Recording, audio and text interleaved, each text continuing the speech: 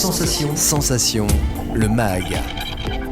Bonjour à tous, bienvenue sur Sensation en association avec TV78. Le département des Yvelines continue le déploiement du programme Prieur Yvelines sur le territoire. Le 18 novembre dernier, ce sont les villes de Sartrouville, Rosny-sur-Seine et Epaulnes qui ont pu bénéficier d'une subvention pour le développement résidentiel dans les communes. Le président du conseil départemental des Yvelines, Pierre Bédier, nous rappelle les objectifs du programme. Alors, lorsque dans une commune se construisent des logements, de nouveaux habitants viennent, il y a donc un besoin d'équipement public. Afin que les communes ne soient pas handicapées par ce besoin d'équipement public qui les amènerait à freiner la construction et donc la venue de nouveaux habitants, le département investit massivement aux côtés des communes et donc en quelque sorte cofinance, voire même préfinance ces équipements publics. C'est à la fois donc un soulagement pour la gestion communale et pour les habitants qui ne voient pas flamber leurs impôts de ce fait, et c'est un soulagement pour les nouveaux habitants qui, lorsqu'ils arrivent, peuvent bénéficier d'infrastructures qui soient à la hauteur de leurs espoirs. Donc c'est, comme toujours, un département qui fait pour les communes et donc pour les habitants au maximum de ses capacités dans le domaine des équipements publics. Toujours sur la thématique du logement, le département s'était engagé avec l'Office foncier solidaire des Yvelines dans une démarche d'accessibilité au logement, même pour les ménages les plus modestes. Pierre Bédier. Alors les objectifs de l'Office foncier solidaire, c'est d'accompagner un dispositif d'aide à l'accession sociale à la propriété, donc faire que les ménages les plus modestes, en particulier les jeunes avec enfants, les jeunes ménages avec enfants puissent accéder à la propriété, y compris dans des villes où le prix de l'immobilier est très cher et rend impossible une accession à la propriété libre. Donc nous avons un système porté par le département d'accession sociale. Comment fait-on que cette accession soit sociale ? C'est en dissociant la propriété du foncier qui reste celle de l'Office foncier solidaire, qui loue à 1 euro du mètre carré, c'est quand même pas très cher, et c'est du bâti dont les ménages sont propriétaires. Donc nous avons ainsi la possibilité de permettre l'accession, nous avons la possibilité d'accéder à la propriété pour tous ces jeunes ménages, ces ménages modestes, dans les villes, y compris les plus chères des Yvelines. Je pense à Versailles, je pense à Voisins-le-Bretonneux, qui est une ville, qui est la ville la plus chère de Saint-Quentin-en-Yvelines, de la ville nouvelle. À Voisins, on a fait un programme de BRS, tout a été vendu en quelques jours. Donc trop tôt pour faire un bilan, pour répondre complètement à votre question, parce que ça n'a qu'un an, mais quand on voit les dispositifs se mettre en œuvre à Voisins-le-Bretonneux, ça se met en œuvre aussi à Viroflay, dont le maire est le président de l'Office foncier solidaire, eh bien, on se dit que c'est vraiment un produit qui correspond aux attentes de ces jeunes ménages, de ces ménages modestes. Je trouve inadmissible que les enfants des Yvelinois puissent pas se loger dans les Yvelines s'ils le désirent. Et nous ne devons pas être un département excluant. Lorsqu'on est jeune ménage, je l'ai été il y a quelque temps déjà, eh bien on a besoin de ces coups de pouce. Pour rappel, le prix du mètre carré dans les Yvelines varie entre 2 770 € et 7 390 € pour une moyenne globale de 4 390 € par mètre carré. Autre sujet abordé, celui de l'agriculture. Le département a voté des subventions pour soutenir le domaine agricole sur le territoire des Yvelines. Pierre Bédier. D'abord, la loi a retiré au département la capacité de faire du développement économique. Sauf dans le domaine agricole. Donc, puisque la loi nous le permet, on le fait. Et ça tombe bien, dans les Yvelines, le secteur agricole est un secteur très important.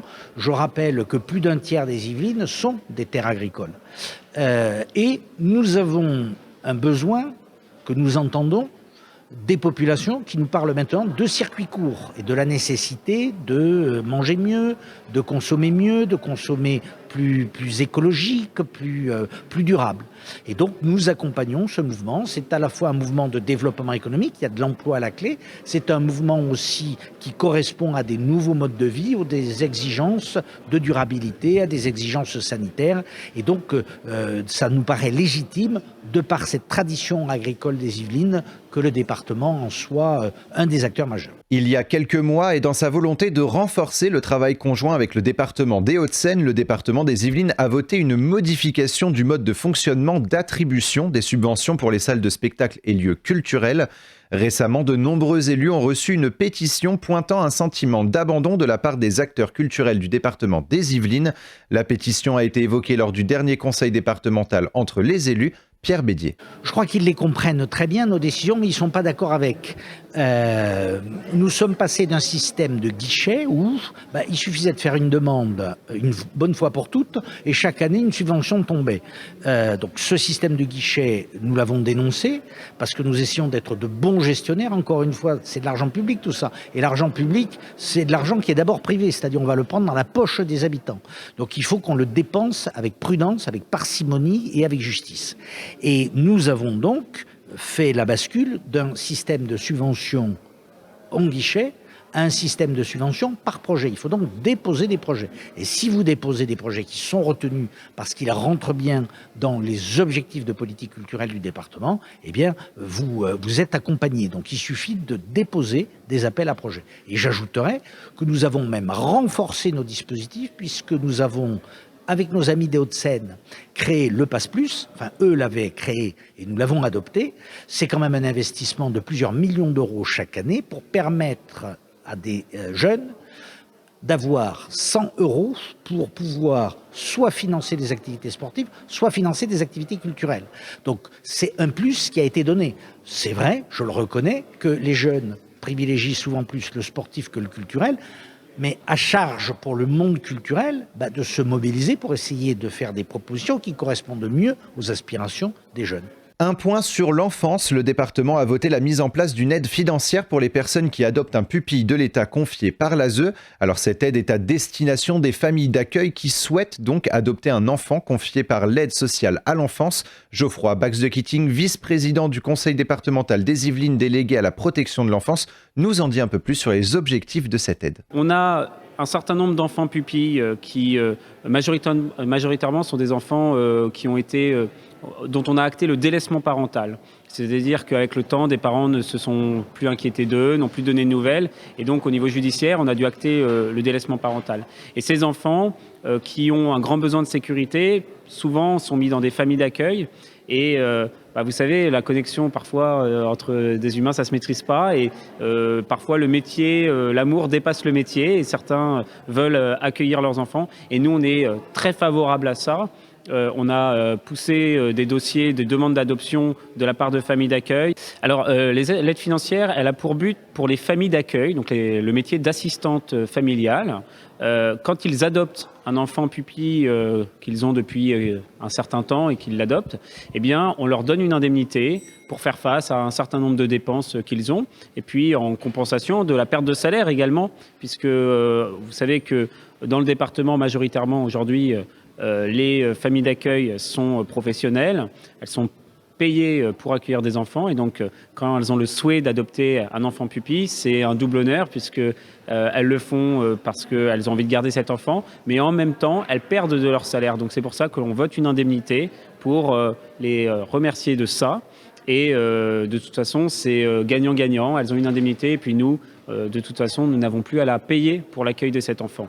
Et pour aller plus loin sur la thématique de la protection de l'enfance, le département souhaite développer la participation des jeunes. Geoffroy Bax-de-Kitting. Alors, c'est une volonté politique du département de redonner la parole aux jeunes au sein de la politique de la protection de l'enfance. C'est-à-dire que pendant des années, la protection de l'enfance, l'aide sociale à l'enfance, c'est réfléchi par les professionnels et seulement par les professionnels. Et qu'il y a un moment, il y a des dysfonctionnements, on peut en constater partout, et c'est normal parce qu'on est une structure qui repose essentiellement sur de l'humain.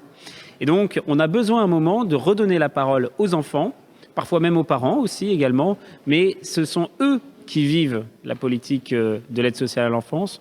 Et donc, c'est eux qui voient les dysfonctionnements. Et on aimerait donc, on lance cette assemblée citoyenne des enfants de l'ASE, afin qu'ils puissent avoir une instance d'expression pour qu'on ait les retours terrain de comment on peut améliorer l'aide sociale à l'enfance. Et ça, on le fait en finançant l'université Paris-Nanterre, qui a une spécialisation sur ces thématiques-là et qui va nous aider à monter tout ça à monter cette assemblée. Et on espère que ce sera fructueux pour l'avenir pour l'aide sociale à l'enfance. C'est la fin de cette édition. Merci de nous avoir suivis. Pour plus d'informations, vous pouvez vous rendre sur le site yveline.fr. Et pour revoir ou réécouter cette émission, rendez-vous sur notre site et notre application Radio Sensation.